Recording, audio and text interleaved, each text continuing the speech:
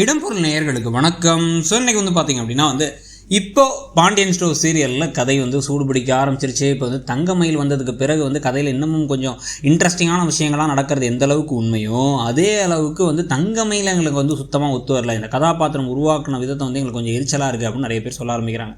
ஆனால் இதெல்லாம் சீரியல் வாழ்க்கையில் ஆரம்பத்தில் பிடிக்காம அந்த கேரக்டர் பின்னாடி பிடிக்க போகிறதுக்கான வாய்ப்புகளும் உண்டு. நீங்கள் இப்போ ஈவன் இப்போ பாண்டியனே எடுத்துக்கிட்டால் ஆரம்பத்தில் பார்த்திங்கன்னா பாண்டியன் ரொம்ப மோசமாக இருப்பார், போட்டு கொடுமைப்படுத்திகிட்டு இருப்பார், டார்ச்சர் பண்ணிட்டு இருப்பார், ஏதாவது தேவையில்லாத வார்த்தைகள்லாம் நிறைய விடுவார், ஒரு மாதிரி கோபக்கார ஆளாக இருப்பார். ஆனால் அங்கேருந்து மாறி இப்போ அதுக்கப்புறம் பார்த்திங்கன்னா அவருக்குடைய கோபத்துக்கும் அவருடைய கேரக்டருக்கும் ஒரு காரணம் இருக்குது அப்படிங்கிற மாதிரி காமிக்க ஆரம்பித்தாங்க. ஆனால் திருப்பி இப்போ என்ன பண்ணுறாங்க அப்படின்னா கொஞ்சம் அவர் புரிஞ்சுக்காத மாதிரி நடந்துக்கிற மாதிரி, செந்தில் அந்த ஹோட்டலுக்கு போனால் திட்டுறது, கதிர் அந்த பைக்கை விட்டுட்டு வந்தது திட்டுறது அப்படின்னு சொல்லிட்டு திருப்பி கொஞ்சம் அவரை கொஞ்சம் வில்லனாக காமிச்சாதானே கதை இன்ட்ரெஸ்டிங்காக போகும் அப்படின்னு சொல்லி பண்ணிகிட்டு இருக்காங்க. ஏன்னா இப்போ இந்த மாதிரி சீரியல்லாம் பாண்டியன் ஸ்டோர்ஸ் மாதிரி சீரியல்லாம் பார்த்திங்கன்னா பெருசாக வில்லன்கள் வில்லிகள்லாம் இருக்க மாட்டாங்க.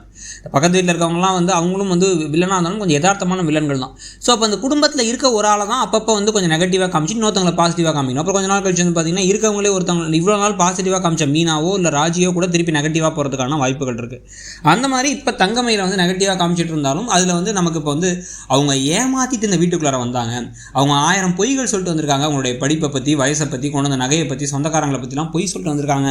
அப்படிங்கிறத தாண்டி அவங்க இந்த வீட்டுக்கு வந்ததுக்கப்புறம் அந்த வீட்டில் ஒரு ஹாப்பியாக சந்தோஷமாக இருந்த எல்லாரையுமே ஒரு இரிட்டேட் பண்ணுறாங்க, ஓவர் ஆக்ஷன் பண்ணுறாங்க. அதாவது நானே எல்லாத்தையும் சமைச்சரேன்னு சொல்லிட்டு அவங்க பேசுகிறதாகட்டும், இல்லை அது மட்டும் இல்லாமல் பார்த்திங்க அப்படின்னா இவங்க இன்னும் சில விஷயங்கள்லாம் வேறு செஞ்சாங்க. என்னென்னா இப்போ ராஜியை காயப்படுத்துகிற மாதிரி ஒரு வார்த்தையை பேசினாங்க. நீ ஓடி வந்தானே கல்யாணம் பண்ண, உனக்கு இந்த ஃபங்க்ஷன்லாம் நடக்கலன்னு வருத்தமாக இல்லையான்னு கேட்டதாகட்டும், இல்லை நீனாட்ட நீ என்ன விடுங்க அக்கான் தான் கூப்பிடணும், என்ன இப்போ யார் தெரியுமா அப்படிங்கிற மாதிரி பேசினதாகட்டும், இல்லை கதிரும் ராஜியும் இந்த பணம் கொடுத்த விவகாரத்தில் இருக்கும்போது இவங்களே 8,000 10,000 ஒரு தோராயமாக அடிச்சு விட்டதாகட்டும், இந்த மாதிரி பல விஷயங்களை வேறு பண்ணிருந்தாங்க.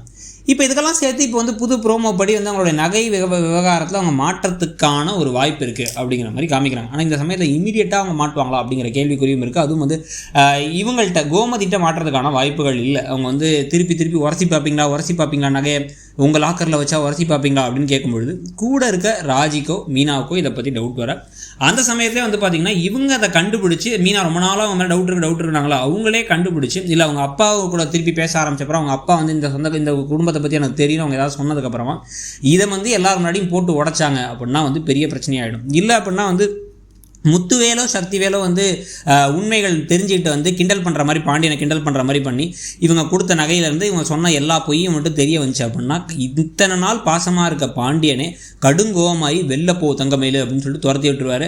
அதுக்கப்புறம் கடைசியில் சரவணாலாம் இத்தனை நாள் வாழ்ந்த பாவத்துக்காகவும் மற்றவங்கெல்லாம் அவர் பாண்டியனை சரி பண்ணி இந்த பொண்ணை திருப்பி கூட்டுற மாதிரி இருக்கும் கதையில். ஸோ நீங்கள் என்ன நினைக்கிறீங்க, கதையில் என்ன நடக்கும்னு நினைக்கிறீங்க, இந்த கதை எப்படி போகுதுன்னு நினைக்கிறீங்கிறத சொல்லுங்கள். தேங்க்யூ.